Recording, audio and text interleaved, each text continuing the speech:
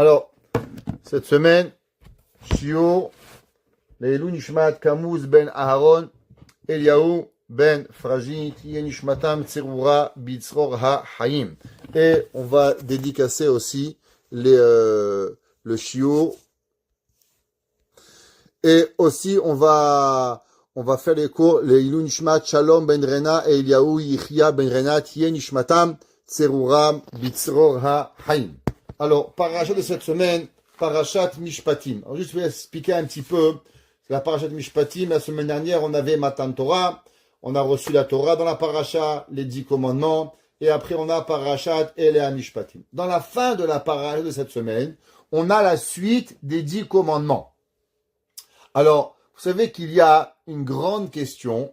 Quand est-ce que Moshe Rabbeinu, il est monté sur le Sinaï? Alors, le Talmud, principalement, il est de l'opinion que Moshe Rabbeinu, on a reçu la Torah le 7 de Sivan, et le jour même du don de la Torah, Moshe Rabbeinu va monter pendant 40 jours, et là, il va redescendre le 17 de Tammuz. Malheureusement, il va voir le peuple juif qui faisait le veau d'or, et il va le jeter. Ça, c'est l'opinion du Talmud de Rabbi aussi.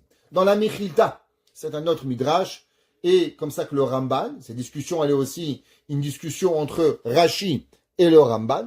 Rashi est de l'opinion du Talmud que Matan Torah a été le 7 de Sivan et Moshe Rabbeinu est monté dans le Sinaï le 7 de Sivan le même jour.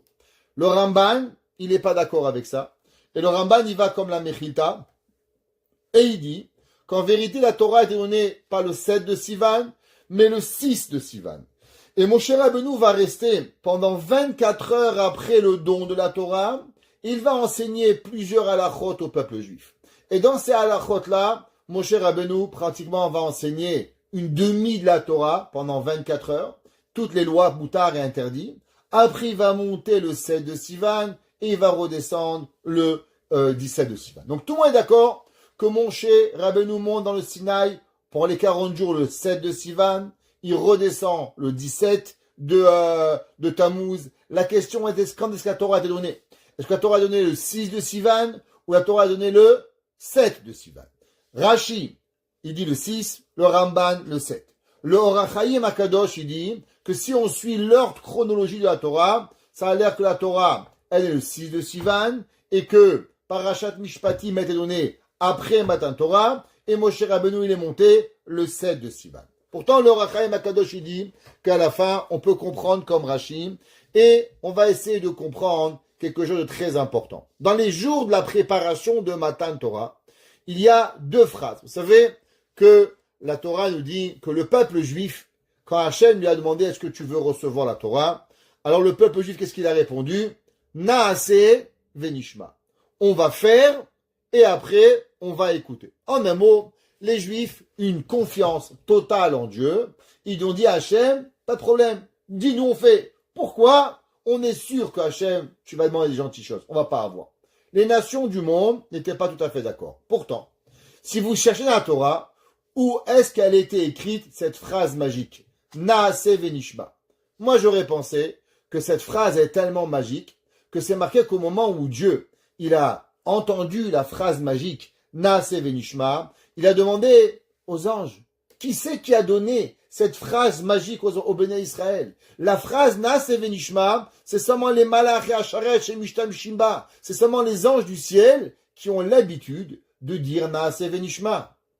Dans Parashat Yitro, vous ne trouverez pas Naaseh venishma. La seule chose que vous allez voir, c'est que le peuple juif, il dit Naaseh. Il dit Akadosh Baruch Hu, Naaseh, on va faire. Dans Parashat Mishpatim, c'est là que l'on voit que Akadosh Baruch Hu, il va dire au peuple juif, vous la Torah, et là on va répondre Naaseh venishma. Alors d'abord, venez si on va de comprendre pourquoi dans Parashat Yitro, on dit que le Naaseh, sans Nishma. Et c'est seulement dans Parashat Mishpatim que l'on va venir et on va dire Naaseh venishma pour pouvoir le faire.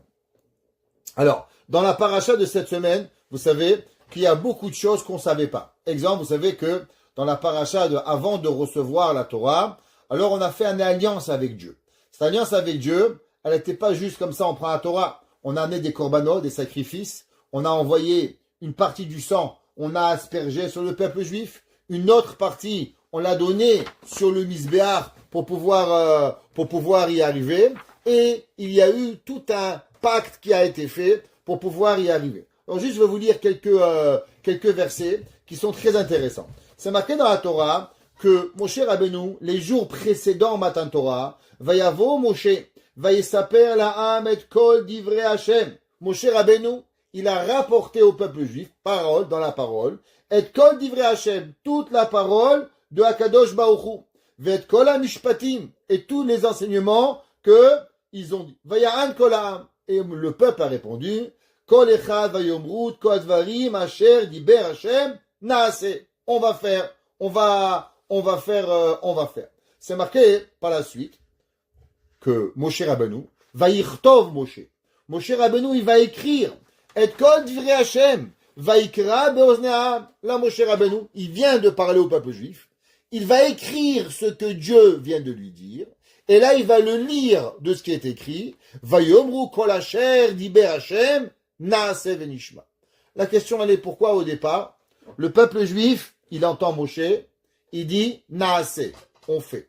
Quand Moshe Rabbeinu, il écrit la Torah, il écrit certaines mitzvot, Rashi dit qu'est-ce qu'il a écrit? Il dit qu'il a écrit les 7 mitzvot de Noach et les mitzvot qu'on a reçus à Mara, Shabbat, Kibud Avaim et Para Aduma. Il les a écrits, il les a lus au peuple juif et c'est après que Moshe Rabbeinu, il a écrit ces mitzvot, dit Rashi, que le peuple juif a dit Naase venishma. La question, quelle différence ça fait si Moshe Rabbeinu il le dit ou Moshe Rabbeinu il écrit et de l'écriture Moshe Rabbeinu il dit et on dit Naase venishma. Avant d'avancer un peu plus loin, on va essayer de comprendre une certaine mitzvah. Alors vous savez que dans la Torah, il y a une grande discussion, on en a parlé très très souvent, entre les Séfarades et les Ashkénazes, qui est en vérité la discussion entre le Maïmonide, le Rambam, et le Ramban, Nachmanide. Ouais, alors pour ceux qui demandent la question, c'est quoi Maïmonide? Pourquoi c'est ce id? Ou pourquoi c'est Nachmanide? Alors ça vient de l'espagnol, Maimonides, en espagnol, qui veut dire fils de Maïmon, Nachmanides, fils de Nachman. C'est comme ça qu'on les appelait, parce que le Maïmonide s'appelait Rabbeinu Moshe ben Maïmon, donc on l'appelait fils de Maïmon, Maïmonides. Ouais, ceux qui parlent espagnol, ils diront que j'ai raison, et que je ne me suis pas trompé. Alors, maintenant, le Rambam, il dit que dans la Torah, il existe seulement une bracha de la Torah. Une. C'est la bracha de Birkat Hamazon. Quand vous mangez du pain, et vous êtes rassasié, Ve'achalta ve'savata, tu mangeras du pain, tu seras rassasié, ou berachta, et tu feras Birkat Hamazon. D'après le Maïmonide, la seule et unique mitzvah de la Torah, c'est la bracha de Birkat Hamazon. D'après le Ramban, et les Ashkenazim suivent l'opinion du Ramban, il y a une deuxième mitzvah de la Torah, c'est la mitzvah de la bracha de la Torah. Ça veut dire quoi? Chaque matin, vous savez, vous devez lire les Birkot HaShachar, Modéani, Netilat Yadayim, Hashayatsa, ouais, Anasabimina, Eloka Neshama, toutes les brachot, et à la fin, vous finissez avec les brachot de la Torah pour pouvoir y arriver. Maintenant, vous savez que d'après tout le monde, il y a, d'après tout le monde, que ce soit Séfarade, Ashkenaz, Maïmonide ou pas, il y a dans chaque mitzvah qu'on fait une bracha. Exemple, une personne, elle va faire le lulav. Quelle bracha elle dit? Asher kideshanu tzivanu anetilat lulav. On va prendre les téphilines, les aniar téphilines. On fait la chala. Asher kideshanu le afrish chala teruma. Ashkenazim, ils rajoutent minaïsa. Chaque bracha, chaque mitzvah, elle est précédée d'une bracha. Toutes les mitzvot, Chanukah, Purim, Tfilin, Mezouza, chaque mitzvah que vous faites, elle va avoir une bracha.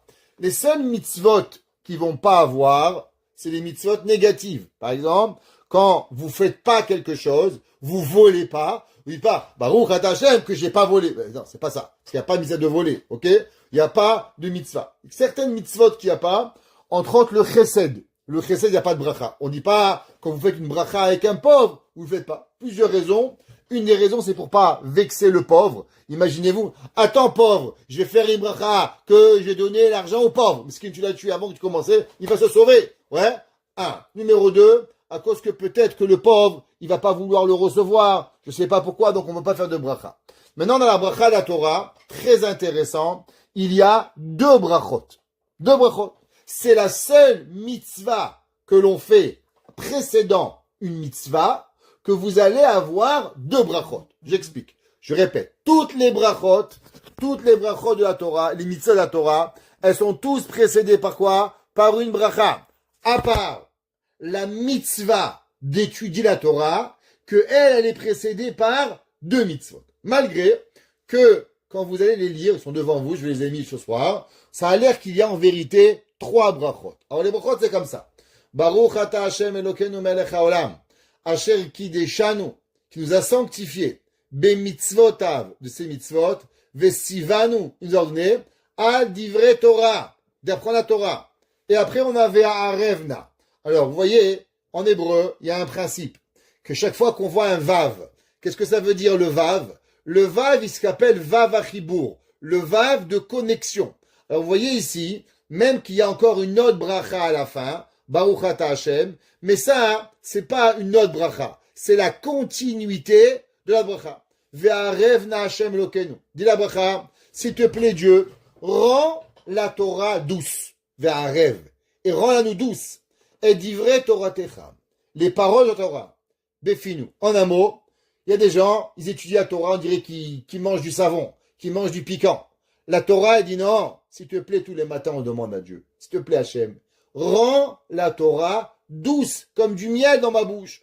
Ou befiyot amecha bet Israël. Et que dans les bouches de tout ton peuple juif. Veni anachnu. Et que nous sommes nous. Vetseetzaenu. Et notre descendance. Vetseetzaetzaenu. La descendance, notre descendance. Kulanu yode shemecha. Tous connaissons ton nom. Velomde toratecha. Et que nous apprenons la Torah, ta Torah, l'ishma, pas pour être rabbin, pas pour s'enorgueiller, seulement pour faire plaisir à Dieu. Baruch ata Hashem, Amel Amed Torah le Amo Israël, Dieu, source de bénédiction, qui apprend la Torah au peuple juif. Première bracha, elle finit ici. Donc ça, c'est la première bracha. Je vais juste raconter une petite histoire ici. Vous savez qu'il y avait un rabbi, il s'appelait, on a déjà mentionné une fois, il y avait le rabbi Raphaël Baruch Toledano. Et un jour, vous savez, c'est un grand rabbin, Dayan Sefarad, au Maroc, à Meknes. Il a eu le mérite d'avoir des enfants, des petits-enfants, des arrière-petits-enfants, tous dans la Torah. Et un jour, on lui a demandé par quel mérite. Et il dit, parce que quand je priais ici, alors je pleurais chaque jour. Je demandais, Dieu, mes enfants, mes petits-enfants, mes arrière-petits-enfants. Et je répétais, mes enfants, mes petits-enfants, mes arrière-petits-enfants. Et je versais une larme.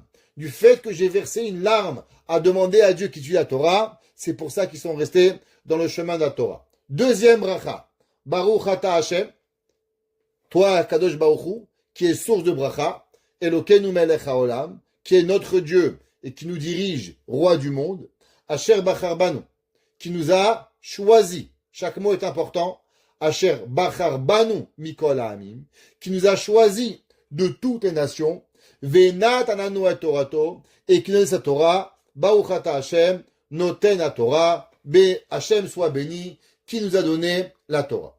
Alors, dans Veli, c'est brachot, plusieurs questions. Première question, pourquoi deux brachot? Toutes les mitzvot n'ont qu'une bracha. Tfilin, mezouza, Shabbat. Quand vous allumez le Shabbat, qu'est-ce que vous faites? Une bracha. Pessah, une bracha. Toujours une. Matin, étude la Torah, deux brachot. Pourquoi deux brachot? Ça va? Les rabbins n'avaient rien à faire. Ils nous rajoutaient une bracha en plus. Numéro 1. Numéro 2, vous savez, la Torah, elle ment pas. Mais quand la Torah, elle a l'air de dire des choses qu'on ne comprend pas, on doit se poser des questions. Une des grandes questions, vous savez, si vous voulez vexer quelqu'un, vous dites, allô, ça va? Tu veux venir Shabbat à la maison? Tu sais, j'ai appelé tout le monde. Personne voulait venir. Tu veux venir? Le mec, il dit, proche une poubelle, moi. Personne veut de moi. Personne veut de toi. Est-ce que tu veux croire que maintenant, je vais venir?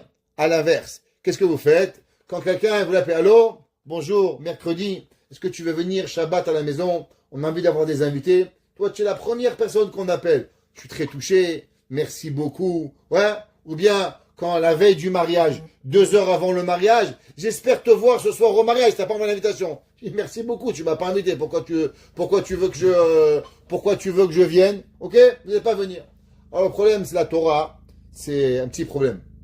C'est marqué dans la Torah, Hachem Hofia Me'ar Paran. Le Midrash, il dit que Dieu, avant de donner la Torah au peuple juif, qu'est-ce qu'il est parti? Il est parti voir toutes les nations du monde.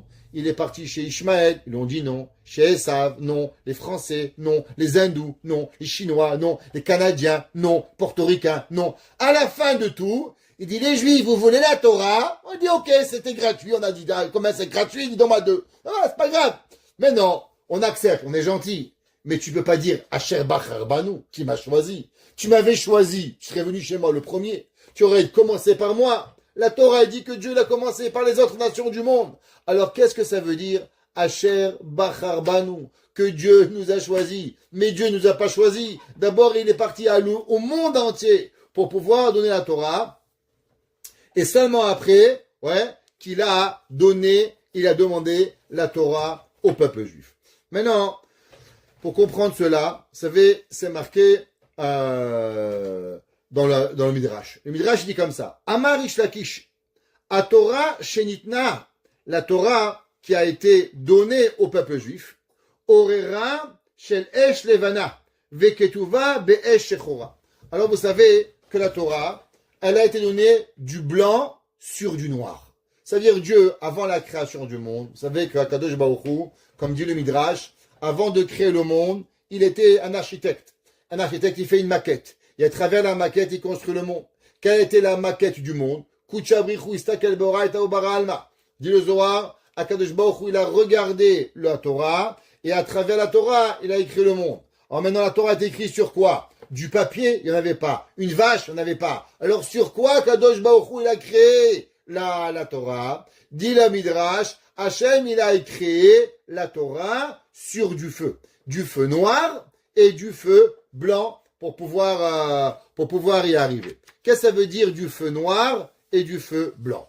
La Gemara, elle vient et nous dit, la Gemara dans Masechet Shabbat, la Gemara dit, dans les 2 brachot qu'on a dit, c'est quoi la plus importante bracha? Est-ce que la première bracha, Noten Torah, ou Asher Bachar Banu Mikol Ha'amim? La Gemara dit, attention, la bracha la plus importante, c'est quoi? Asher Bachar Banu Mikol Ha'amim, qui nous a choisi, c'est la meilleure des brachas.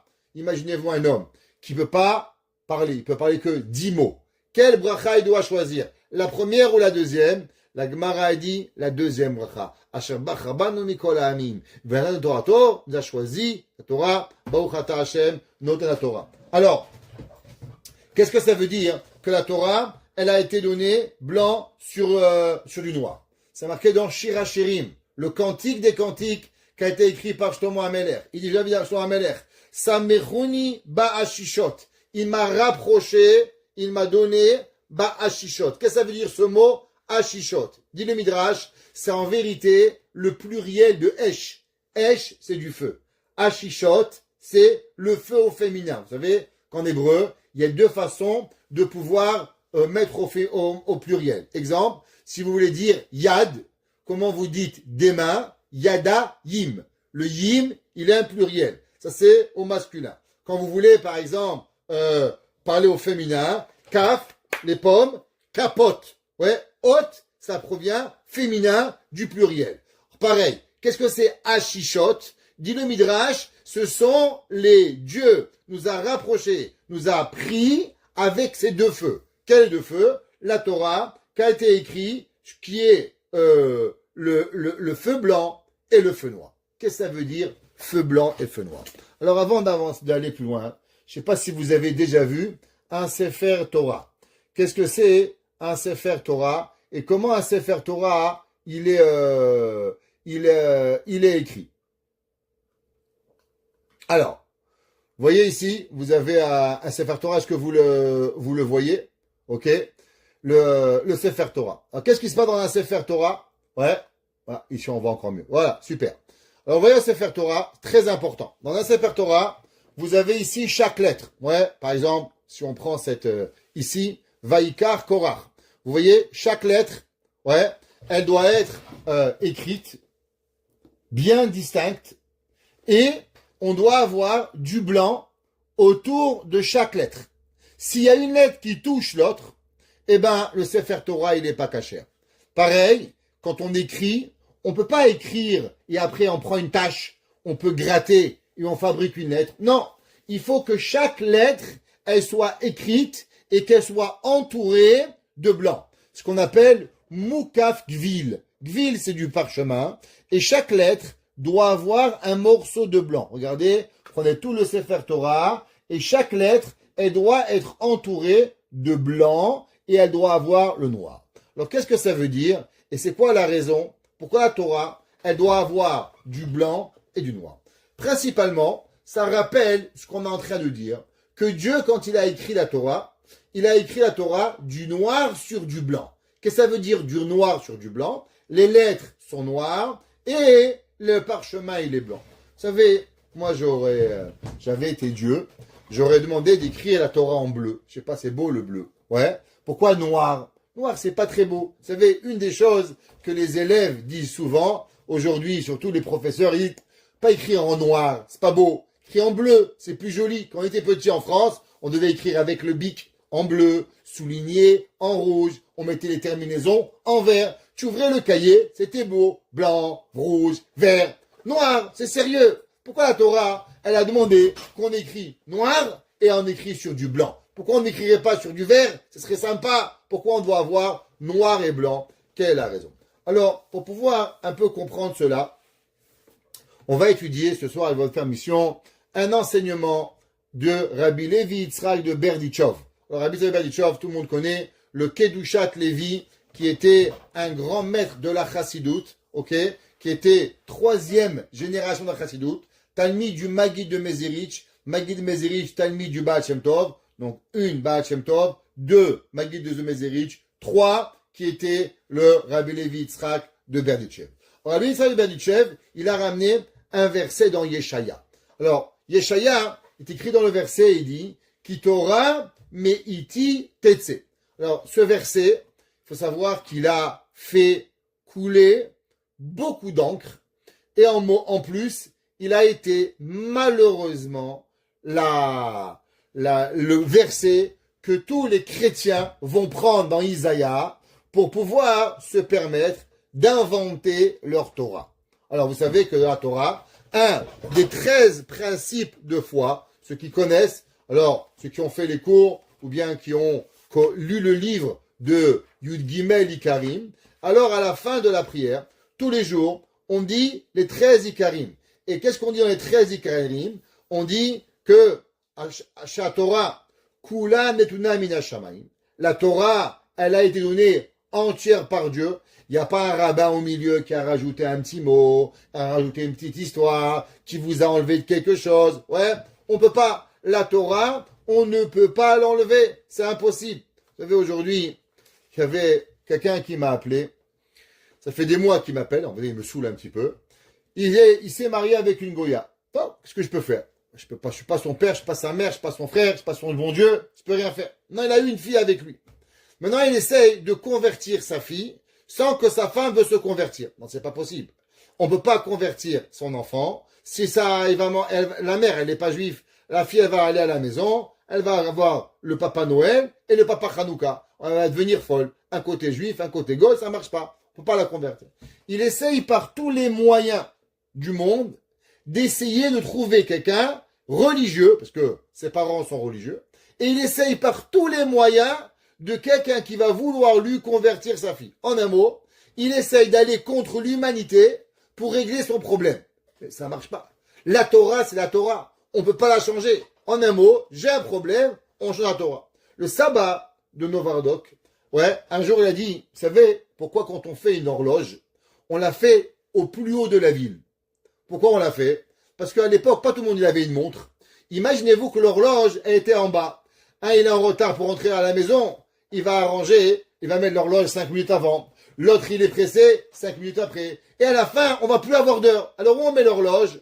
On met l'horloge très haut. Comme ça, personne ne peut la toucher. Qui c'est qui peut? Le gars avec une échelle, il faut qu'il monte 3000 escaliers. Ça va, t'as plus envie. Le temps que tu arrives en haut, tu es épuisé. Il dit le sabbat de Novardok. Ouais, c'est pour ça que l'horloge, elle est placée très haut, pour que personne n'y peut la toucher.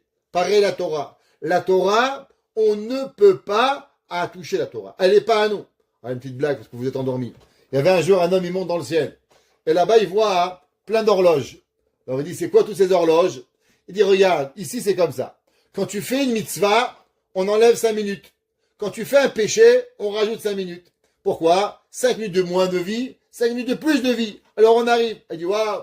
Il dit, lui, il a reçu moins 2 heures. Baruch Hashem, il va vivre 2 heures de plus. Il dit, lui, il fait plus 2 heures malheureusement. Et il dit, dis-moi, elle est où la montre du pape? Il dit, lui, le bon Dieu, il s'en sert comme ventilateur. Alors, la Torah, elle n'est pas changeable. La Torah, on peut rien faire avec. La Torah, elle continue, elle dit, Velo tishtane beshum zeman chas veshalom. La Torah, elle va jamais changer. Il n'y a pas de Nouveau Testament, il n'y a pas rien. Ce que la Torah, elle est. Ce que Moshe Rabbeinu l'a dit, on fait. Ce que nous, on a fait, on fait. Vous savez, il y avait un jour, le Rabbi Hanan Wasserman. Rabbi Hanan Wasserman, il est venu en Amérique en 1929.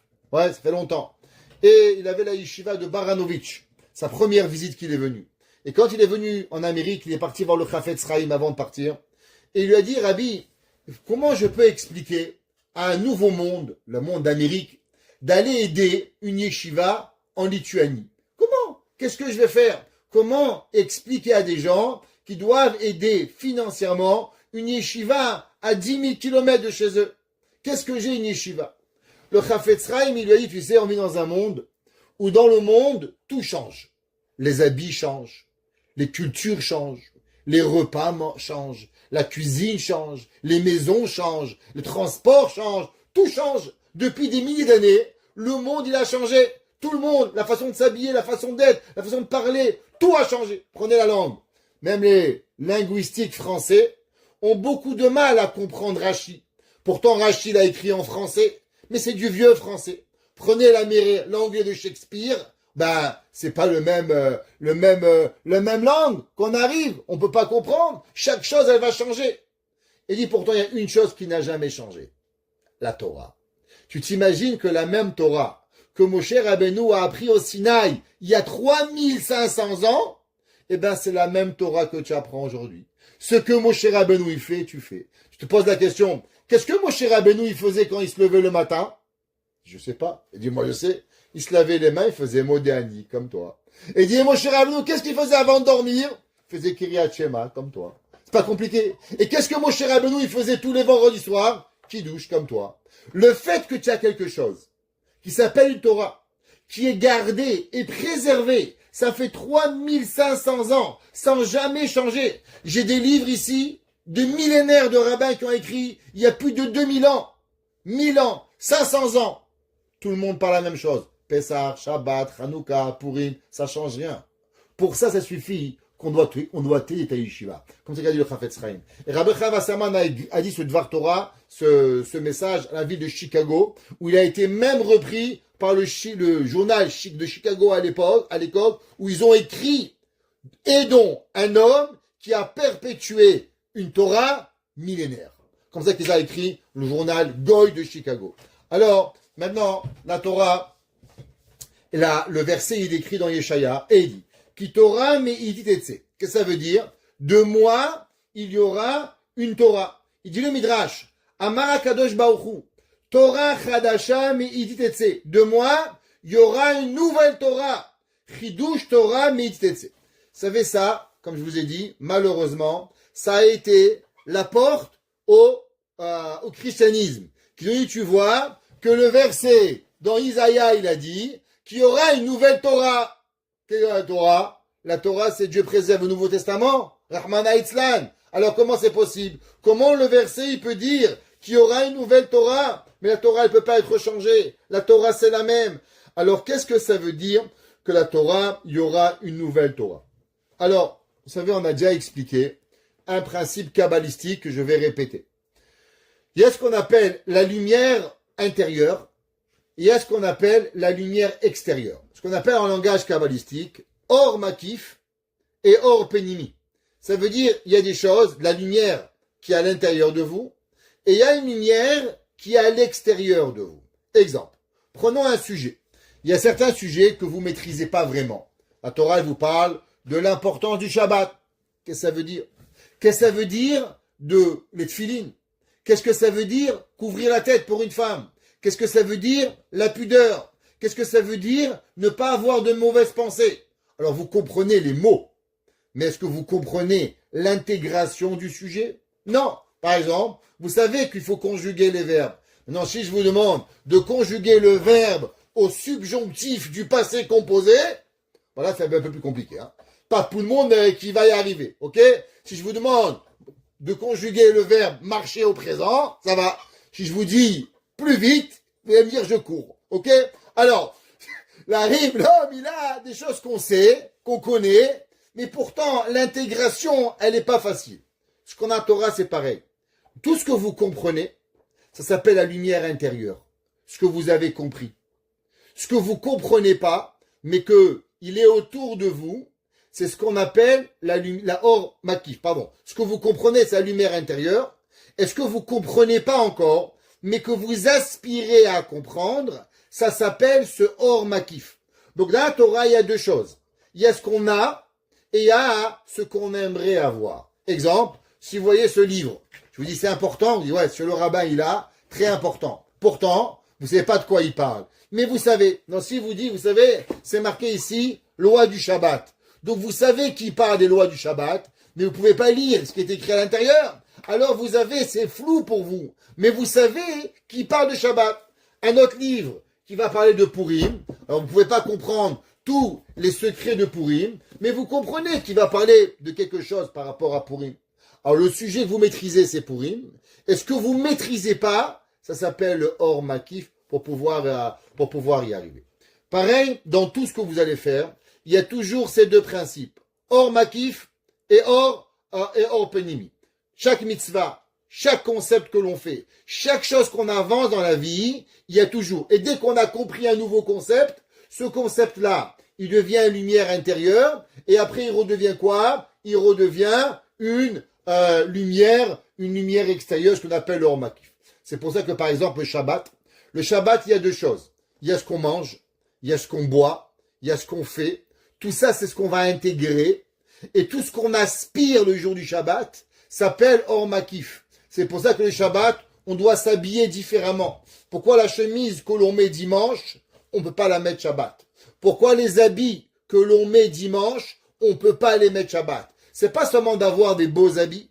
Le jour du Shabbat, on doit avoir des habits spéciaux. Pas les mêmes. Même que vous avez un beau costume dimanche, vous avez une belle cravate lundi, on la met pas Shabbat. L'habit du Shabbat, il doit être réservé. Pourquoi? Parce que en Kabbalah, l'habit représente l'âme.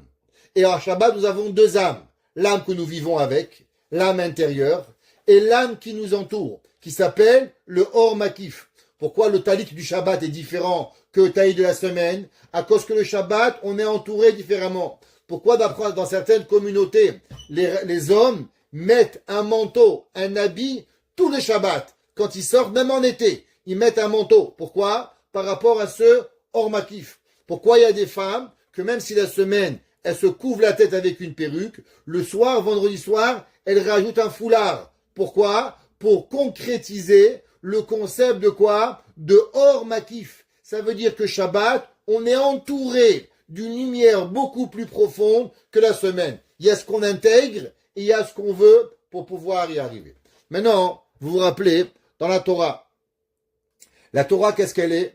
La Torah, elle a aussi ces deux choses. Qu'est-ce que c'est la Torah? La Torah, si vous regardez ici, ouais, elle a une lettre et autour d'une lettre, elle a quoi? Elle a du blanc. Et s'il manque un peu de blanc, par exemple, si vous avez écrit une lettre ici, le Sefer Torah, il n'est pas cachère. Pourquoi? À cause, par exemple, si j'ai mis une lettre ici, ouais, là, c'est pas cachère. Pourquoi? À cause qu'elle n'a pas entouré de blanc. Il faut que je mette une lettre qui est ici, voilà, et elle doit, vous voyez ici, elle n'est pas entourée de blanc. C'est pas cachère. Il faut qu'elle soit ici, entourée entièrement pour pouvoir y arriver. Et qu'elle doit avoir du blanc qui va l'entourer de tous les côtés. Alors, qu'est-ce que c'est cela? Qu'une lettre dans la Torah doit être blanche et elle doit être noire. Alors, on va essayer d'expliquer ça kabbalistiquement parlant. Vous savez qu'est-ce que c'est la Torah? La Torah, c'est la pensée de Dieu. Maintenant, Dieu est infini. Alors, puisque Dieu est infini, la pensée de Dieu est infinie. Maintenant, vous savez que la chose la plus difficile, c'est quoi? C'est de neutraliser l'infini en fini. Ça veut dire concrétiser et matérialiser quelque chose qui est dans une force de l'infini et d'arriver à la mettre dans une sorte de limitation, c'est la chose la plus difficile. Exemple, demandez à un homme, est-ce qu'on est capable de réduire l'oxygène du monde? C'est impossible, il n'y aura plus d'air. Qu'est-ce qui se passe quand on prend un atome et on essaye d'écraser l'atome? Qu'est-ce qu'on crée? Eh ben, on fait une bombe atomique. Pourquoi? Parce que l'atome, il est tout petit, mais sa force est infinie. Le jour où tu l'écrases, qu'est-ce que tu arrives? Eh ben, tu crées une bombe atomique. Dieu préserve. Ok? Ce qui arrive. Maintenant, la Torah. La Torah, c'est la pensée de Dieu. Alors, limiter la pensée de Dieu, c'est quasi impossible. On ne peut pas arriver. Pourquoi la Torah? Il n'y a que Dieu qui aurait pu l'écrire. Parce que comment on peut prendre la pensée de l'infini en la mettant finie? Que faire ce travail de limitation de la pensée de Dieu? Il y a seulement Dieu qui est illimité, qui est capable de pouvoir la limiter. Un humain ne serait pas capable. Dire permis ou interdit, faire ou pas faire, l'esprit humain, il n'est pas capable parce qu'on ne peut pas contrôler la pensée de l'infini. Donc la Torah, elle est la pensée d'Hachem. Maintenant, chaque fois que vous allez restreindre quelque chose, chaque fois que vous restreignez quelque chose, c'est ce qu'on appelle la force de la gvoura, de la rigueur. Exemple, un enfant, qu'est-ce qu'il veut? Un enfant, il veut jouer. 4 heures, il joue. 5 heures, il joue. 6 heures, il joue. 7 heures, il joue. 8 heures, il joue. Au bout de 4 heures, tu es épuisé, tu dis, allez, viens, on rentre à la maison. Ah, tu es méchante, maman. Qu'est-ce que j'ai fait? Je t'ai laissé jouer pendant 4 heures. Faut rentrer à la maison pour manger. Tu limites le jeu, tu deviens un méchant. Un gars, il mange. Dis, arrête de manger, tu vas avoir mal au ventre. Ah, tu m'enlèves. C'est normal. La limitation, elle est toujours place à la rigueur. À l'inverse, l'illimitation, elle est à la rachamim, à la pitié. Exemple, si vous avez un père et une mère divorcés, celui qui va dire non va être le méchant, celui qui va dire oui va être le gentil. Même que c'est des fois pas bon pour l'enfant. Et souvent, c'est pas bon pour l'enfant. Mais celui qui va restreindre les limitations va être le méchant. Et celui qui va tout donner, il va être quoi? Il va être, par nature, il va être le gentil. Maintenant, on va dans les couleurs. Si je vous demande d'écrire une couleur, vous savez que les couleurs ont une force. On va pas faire un jour, je pense qu'on avait déjà fait une fois un cours sur les couleurs. Alors maintenant, dans les couleurs, si je vous dis, donne-moi la couleur qui est la représentation de l'infini. Eh ben, la couleur de la représentation de l'infini, c'est le blanc. Pourquoi? Parce que le blanc, il te donne toutes les possibilités. Donne-moi la couleur qui amène la restriction, qui amène la rigueur, c'est le noir. Pourquoi? Quand un homme il est endeuillé, il s'habille en blanc ou il s'habille en noir? Il s'habille en noir. Pourquoi un homme qui est endeuillé s'habille en noir? Parce que quand on a perdu quelqu'un, Dieu préserve, c'est la rigueur qui nous a frappés. Alors en signe de faire montrer que la rigueur, elle est là, on s'habille en noir. Un gars qui s'habille en rose fluo ou violet plus fuchsia, quand il perd son père, il est un peu malade. Pourquoi? Parce que c'est pas ça, qu'on n'est pas heureux d'avoir perdu ses parents, Dieu préserve. On va pas à un enterrement habillé en jaune canari. Comment on y va? Sobre. La sobriété fait preuve de rigueur et l'éclaircissement fait preuve de quoi? Fait preuve de grandeur. Maintenant, si c'est comme ça, on va avancer. Vous savez que la Torah, elle a 2 couleurs. Sefer Torah, il a le noir et il a le blanc. Les lettres que Dieu il nous a données, qui est la restriction de sa pensée, ce sont des lettres.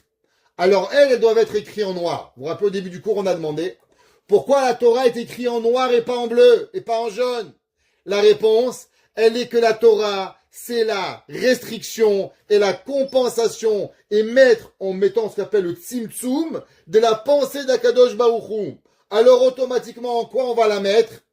On va la mettre dans la lettre noire. Maintenant, dans la Torah, vous savez qu'il y a combien? Il y a 600 000 lettres. Pourquoi il y a 600 000 lettres? par rapport aux 600 000 âmes juives. Ouais, comme c'est marqué. Que veut dire le mot Israël? Le mot Israël et les rachetevot, les acronymes, Yesh, Shishim, Ribo, Otiot, la Torah. Il y a 600 000 lettres à la Torah. Israël, notre nom, représente les acronymes des 600 000 lettres de la Torah. Pourquoi? Chaque âme juive, d'où elle vient prendre sa force? Elle vient prendre sa force d'une lettre de la Torah. Rachel, Shimon, Lévi, Dévorah, Yitzhak. Ouais, chacun de nous, il vient et il prend une force de la lettre de la Torah. Ça, c'est ce qu'on appelle les lettres d'Akadosh Baruch Hu. Maintenant, vous savez, comme on a dit, il y a le blanc. Le blanc, il n'est pas rien.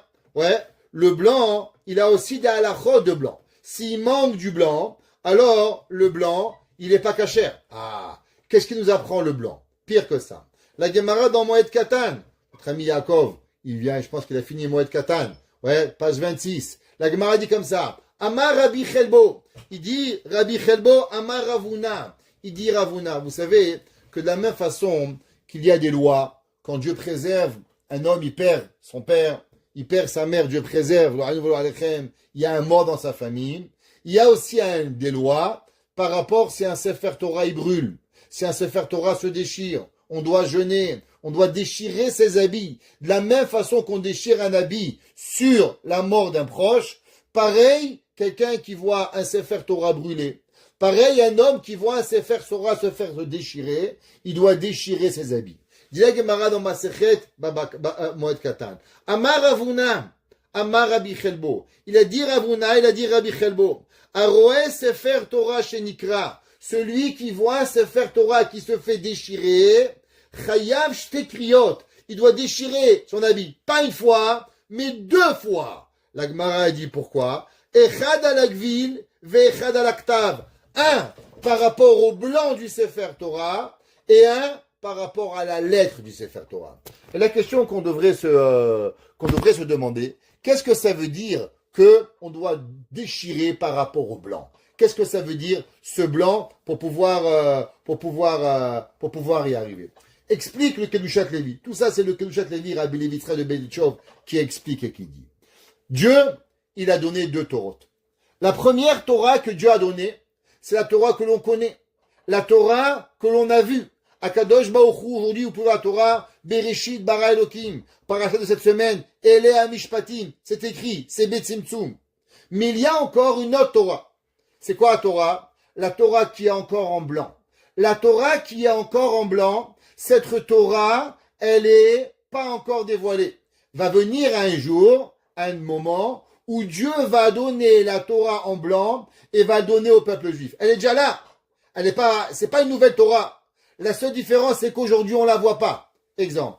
Vous savez, il y a, dans la prière, il y a une partie très intéressante dans les Shemona Esrei, qui est la bracha de Ala Tzadikim ve Ala Chasidim. Alors, vous savez, on prie tous les jours. Bien sûr que les mécréants y partent, mais aussi on prie que les gens bien restent vivants. Et dans cette prière, on dit comme ça. Ala Tzadikim, sur les justes. Ala Chasidim, sur les gens qui sont de bonnes personnes, qui font plus les pieux. Al She'iri Tamecha Bet Israël, sur le reste de ton peuple Israël. Al Ziknehem, sur ses vieux. Ve'al Peletat Bet Sofrehem, et ceux qui restent des scribes. Ve'al Geré Hatzedek. Chose incroyable. Dans la prière, vous savez pour qui on prie? On prie pour les convertis. Et la question, tous les commentateurs demandent, quel est le rapport entre les tzadikim et les convertis? J'ai rien contre les convertis, ceux qui me connaissent, mais quand on les met juxtaposés, faut comprendre, on n'a pas dit Réhouven, les juifs, on a parlé des saints, on a parlé des pieux, on a parlé des vieux, ça veut dire de nos sages, on a parlé de nos scribes, et de quoi on parle? Des convertis. Quel est le rapport avec les convertis et les sages? Cette question elle a été rapportée par Rabbi Nachman de Breslev. Alors, on va d'abord amener l'explication de Rabbi Nachman, et après on va aller encore plus profondément. Vous savez que un converti, ou une convertie, qui se convertit au peuple juif, il reçoit une âme juive. Maintenant, la question, elle est, qu'est-ce que ça veut dire reçoit une âme juive? Chez nous, pour avoir une âme, c'est quoi une âme? Une âme, elle vient de chez Dieu, et maintenant, quand elle vient chez Dieu une âme, alors elle ne peut pas descendre tout seul. Comment on arrive à faire descendre une âme? On peut faire descendre une âme que d'une seule façon.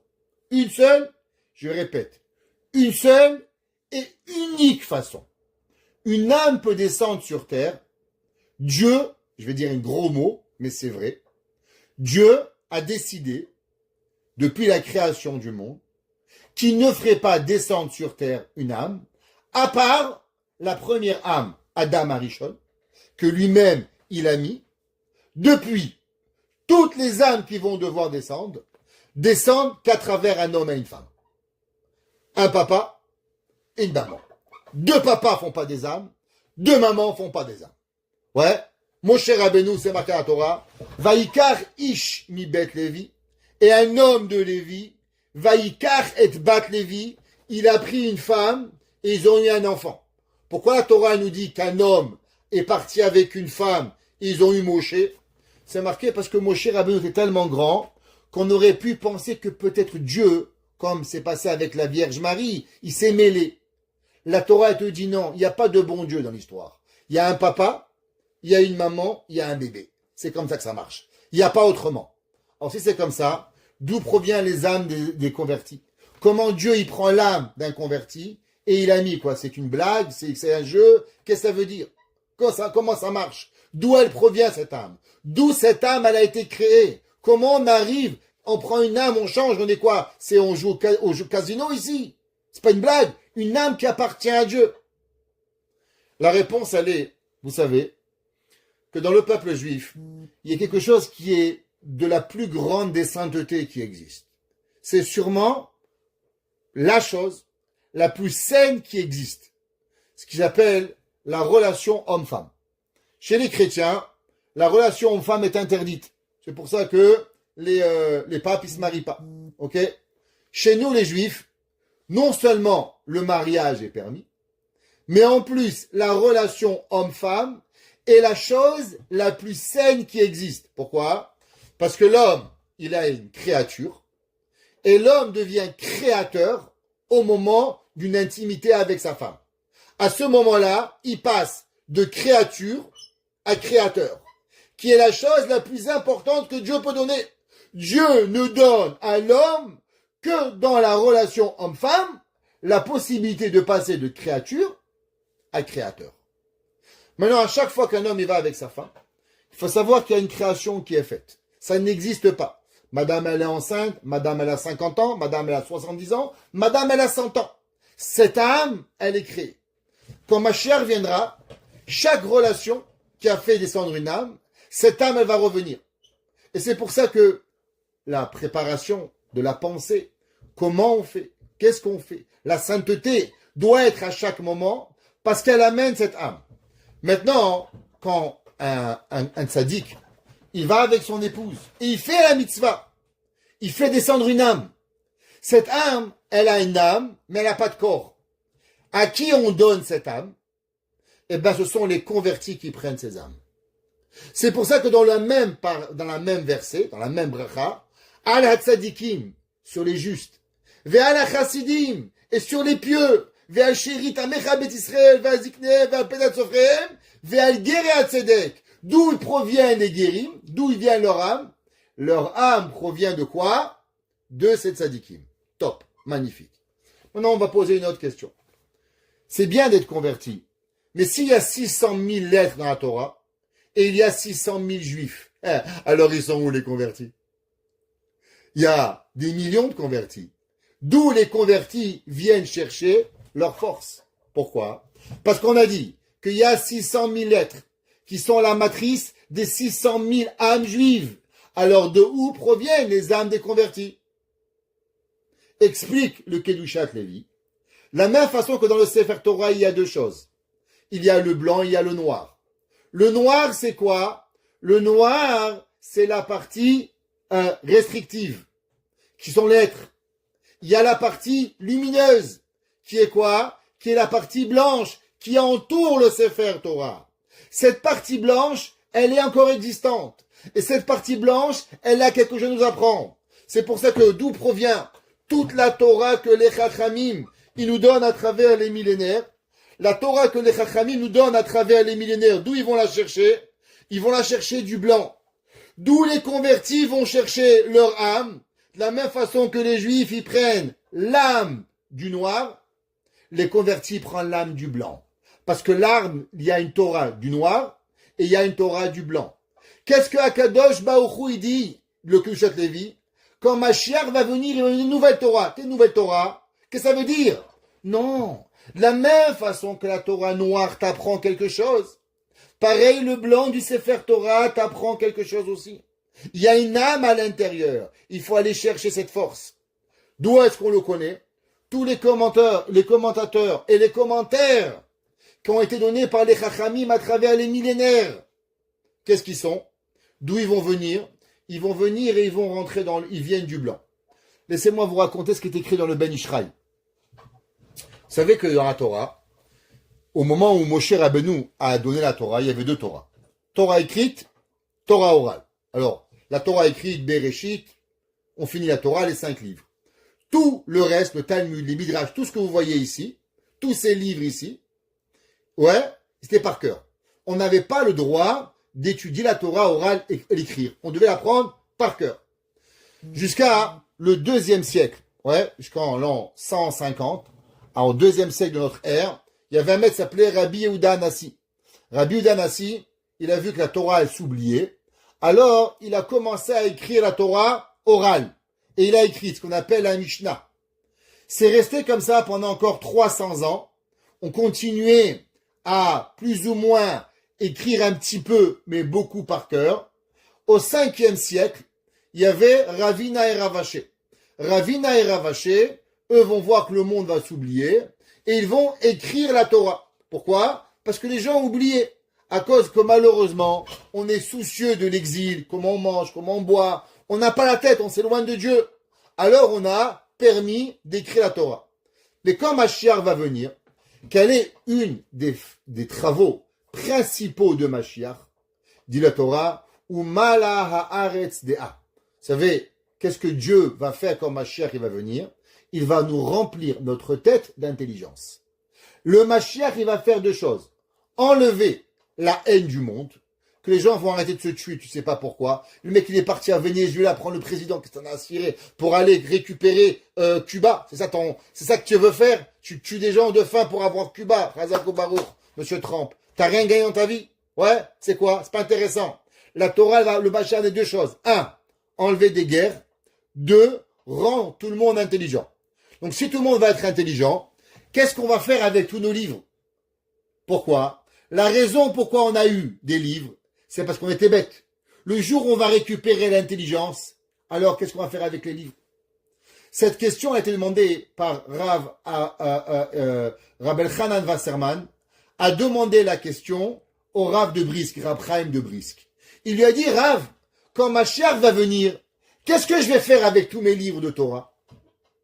Le Rav de Brisk lui a dit, fais un grand trou et tu vas tout enterrer.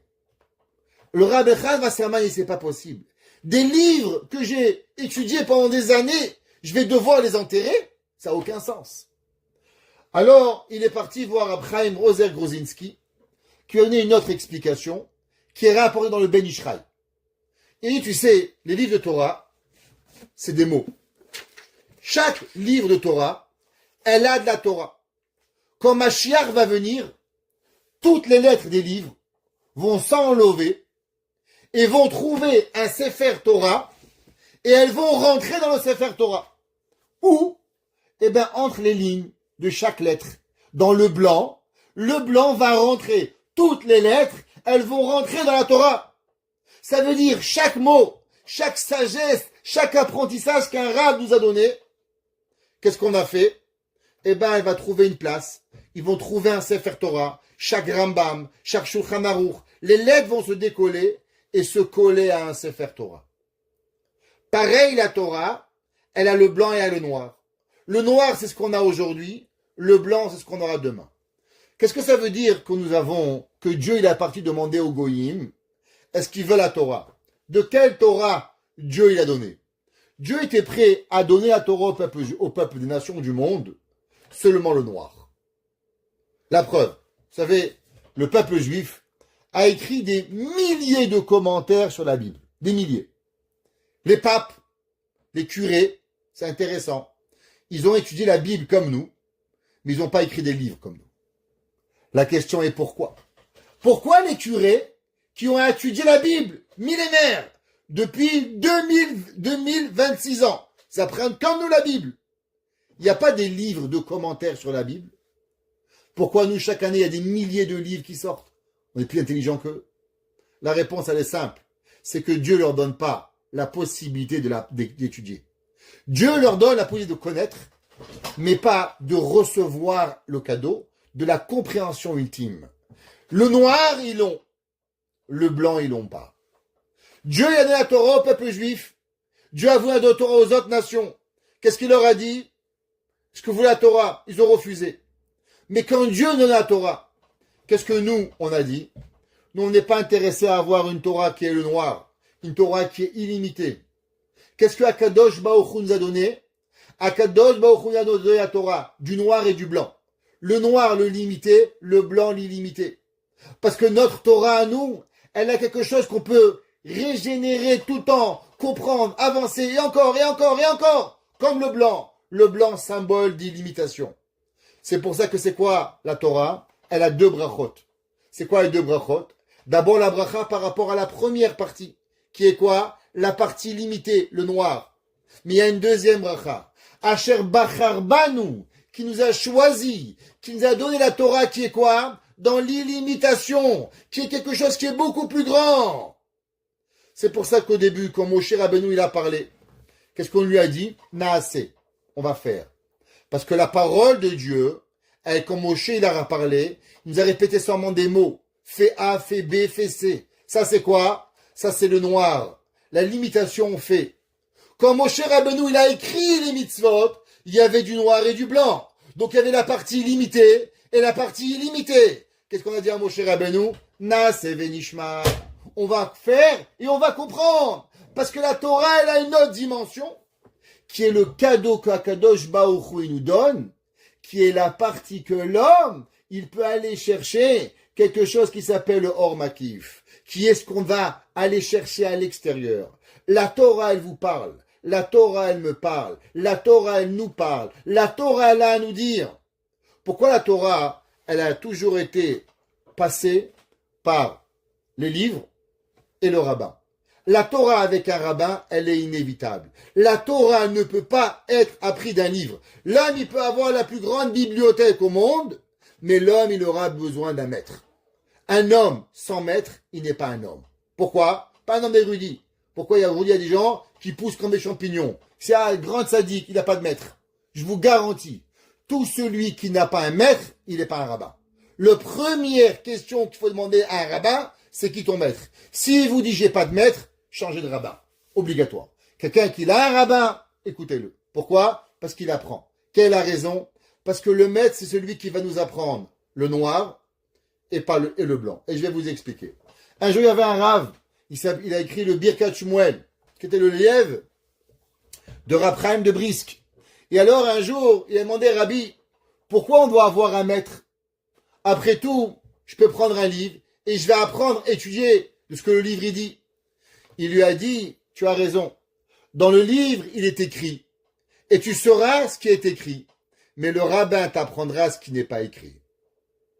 Ça veut dire que dans la Torah, il faut savoir pourquoi, comment, parce que. Pourquoi ce mot? Pourquoi pas ce mot? Qu'est-ce que ça a voulu dire? Comment ça a voulu dire? La réflexion de la Torah, elle est illimitée. Elle n'a pas de fin. Même si la Torah, elle a été limitée dans le noir, mais le blanc, il a resté encore dans l'illimitation. Et c'est ça que Akadosh Baruch Hu a donné au peuple juif. Asher Bachar Banu Mikol Ha'amim, qui nous a choisi de quoi? Pas seulement de nous limiter avec fais pas, comprends pas, mais avoir une compréhension de quelque chose d'une profondeur à l'infini. Et c'est ça, Parashat Mishpatim. Parashat Mishpatim, on a fais pas les mitzvot, on a droit, on n'a pas le droit. L'homme, il pourrait regarder la Torah comme un code de la vie, comme un code civil. La Torah, à la fin de Mishpatim, a dit, mais t'as rien compris. Tu penses que la Torah, c'est le code civil? Est-ce que c'est permis de brûler le feu rouge ou pas brûler le feu rouge? La Torah, elle a une dimension totale. Un homme, il veut comprendre comment elle marche l'âme dans la vie. Prenez le Orach Chaim Akadosh. Dans Parashat Mishpatim, il vous dévoile ce que ça veut dire la résurrection des morts et qu'est-ce que ça veut dire l'âme du monde. Quel est le rapport avec Mishpatim, avec un Eved Ivri, un esclave? Tu n'as pas compris ce que c'est la Torah. La Torah, quand elle pas d'esclave, elle pas dans notre monde. La Torah, elle a une illimitation. Et elle se trouve où? Elle se trouve de Shechora à Nivenava. La Torah est dans le noir, elle est bas à Shishot. Elle est dans le noir et elle est dans le blanc. Et Asher Bacharbanu Mikol Ha'amim, qu'Hachem nous a choisi. On a cette force de pouvoir tout comprendre. Et c'est pour ça qu'on a cette double brachot. Parce qu'on demande à Kadosh Baruch Hu en vérité deux choses. Chaque mitzvah, on veut bien la faire. Le lulav, les tfinin, le talit, c'est fait, c'est fait. Mais la Torah, elle a deux choses. Il y a la Torah que vous voyez et la Torah que vous devez découvrir. La première bracha, c'est d'abord étudier ce qui est écrit. Et la deuxième bracha, c'est de demander à Kadosh Baruch Hu qui nous donne la force d'aller trouver notre propre secret dans la Torah. De comprendre la Torah à une profondeur que je vais arriver à comprendre ce qui n'est pas écrit. Le rabbin, il vous dit pas seulement ce qui est écrit, le rabbin vous dit aussi ce qui n'est pas écrit. Et ça, c'est la raison pourquoi la Torah est tellement grande. Pourquoi la Kadosh Baruch Hu, il a écrit la Torah Shechora al Gabe Levana. La raison pourquoi il y a deux brachot. Pourquoi Kadosh Baruch Hu Asher Bachar Banu, c'est vrai. Dieu nous a choisi. Choisi en quoi? De ne pas nous donner seulement une Torah noire, une Torah limitée, mais une Torah illimitée. Pourquoi on fait deux brachot?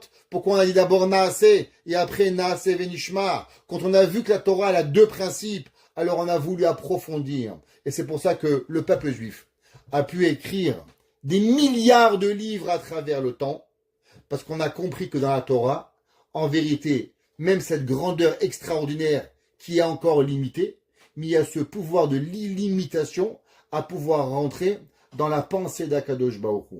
Et ça, on le découvre comment? À travers élève à maître. Que le maître explique à l'élève et que l'élève renforce le maître et alors automatiquement ensemble, ils arrivent à Samechuni Ba'ashishot. Alors on se rapproche avec ce feu, Esh Shechora ve'Esh Levana, le feu noir et le feu blanc, pour arriver véritablement à découvrir cette belle Torah, ce cadeau si magnifique, si prestigieux que nous avons et que Dieu nous a donné avec son amour, Asher Bachar Banu, qui nous a choisi, Natan Lanu, qui nous a donné. Alors s'il te plaît, Akadosh Baruch Hu, fais que cette Torah, elle soit douce dans notre bouche. Fais que cette Torah, jamais on est là de l'amertume. Fais que cette Torah, on a envie en se réveillant le matin de l'apprendre, en se reposant l'après-midi, en se couchant le soir, et qu'elle ne nous quitte jamais. Ni chez nous, ni à nos enfants, ni à nos petits-enfants, ni à nos arrière-petits-enfants, et que Mashiach il arrive, ou Malach Haaretz De'am, et que le monde se remplit de sagesse, comme dit le Rambam, pour que chacun de nous puisse comprendre les plus grands secrets de la Torah, Bimera, Biyamenu. Amen.